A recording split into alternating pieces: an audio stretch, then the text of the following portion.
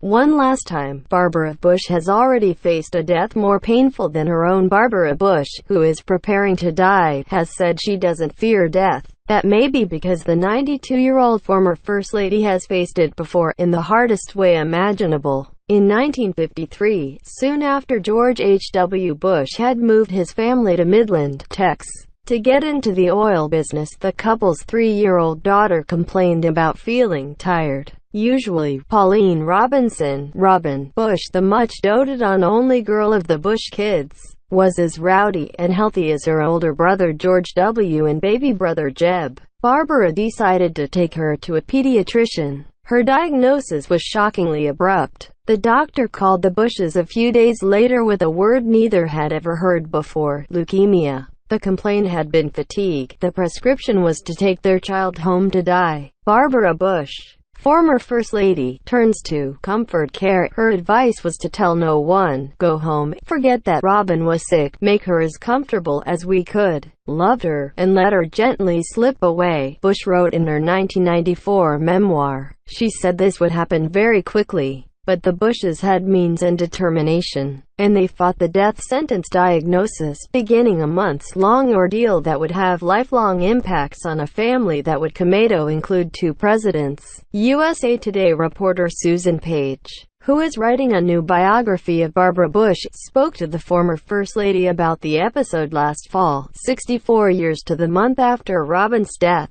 sitting in her Houston living room, facing a portrait of her forever young daughter. The tears were fresh. The day after getting the bad news, the Bushes flew with Robin to New York, moving into the apartment of George H.W. Bush's grandparents on Manhattan's East Side. His uncle was a doctor at Sloan Kettering, the leading cancer center even when cancer was barely understood and nearly taboo to mention. The fake news that haunted George Washington: Robin stayed in the hospital for 7 months, having regular bone marrow tests and blood transfusions, which drove her father from the room while her mother remained resolutely at her side. On one quick outing to Maine, Robin finally saw her 2 brothers, whose pictures were taped to her hospital headboard but who had no idea their sister's life was ebbing away. In October, Robin died with her parents in the room. For one last time I combed her hair and held our precious little girl, Barbara wrote. They gave the little body that had been claimed by a mysterious disease over to medical research,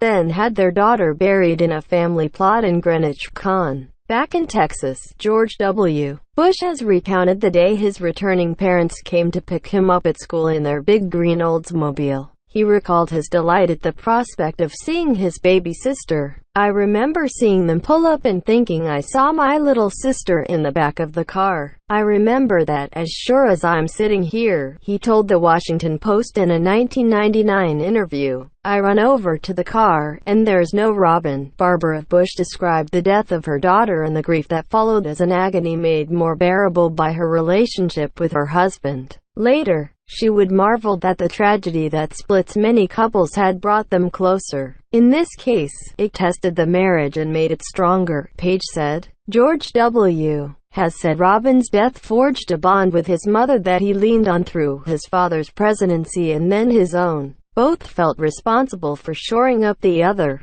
In a post-profile about that mother-son relationship in 1999, Barbara Bush described the moment she realized young George was bucking her up. One day, she heard her son tell a friend that he couldn't come out because he had to play with his mother, who was lonely. I was thinking, well, I'm being there for him, she recalled. But the truth was he was being there for me. That started my cure, she wrote in her memoir. I realized I was too much of a burden for a little 7-year-old boy to carry. The Bushes had 3 more children, including another girl, Dorothy. The family rose from mere prominence to true dynasty, with portraits hanging on official walls in Washington, Texas and Florida. George H.W. and George W. were the first father and son presidents since John and John Quincy Adams.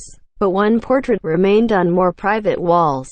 It hangs within clear view of her chair, Page said of the rendering of Robin that still keeps Barbara company in the Bushes' Houston living room. After the George H.W. Bush Library was established in College Station, Texas, the family had Robin's body moved to a small, gated burial plot on the grounds, When Barbara Bush's extraordinary life ends, she will join her daughter there.